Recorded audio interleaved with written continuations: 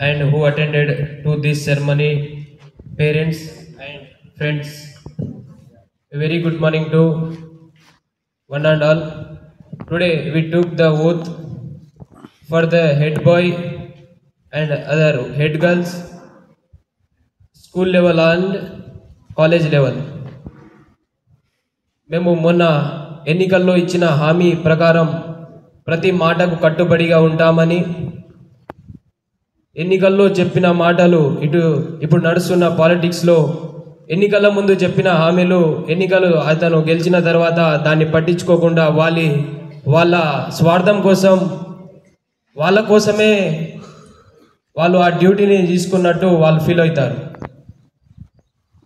As a constitution ప్రకారం మనకు vote వేసి గెలిపించిన ప్రతి ప్రజలకు మనం ఎన్నికల్లో చెప్పిన విధంగా ప్రతిదీ వాళ్ళకు ఇచ్చే విధంగా ఉంటేనే అతను ఎలక్ట్ కావాలి. అతను నామినేషన్ వేసే ముందే సభలు పెడుతుంటారు. అతను నామినేషన్ వేసే తర్వాత ఓత్ తీసుకున్న తర్వాత కూడా అతను ఎన్నికల్లో చెప్పిన మాటకు అతనికి ఒకసారి గుర్తు తెచ్చే విధంగా మనము ఉండాలంటే ముందు మనం వాళ్ళ దగ్గర ఎన్నికల్లో ఎటువంటి పైసలు కానీ బీర్లు కానీ బిర్యానీలు మనం ఆశించొద్దు. ఫస్ట్లీ కరప్షన్ లేని కంట్రీ కావాలి, కరప్షన్ లేని రాష్ట్రం కావాలంటే అది ఎక్కడి నుంచి వస్తుంది? కరప్షన్ లేని కంట్రీ, కరప్షన్ లేని రాష్ట్రం సాగాలంటే అది ఖచ్చితంగా కామన్ మ్యాన్ తోటే సాధ్యం.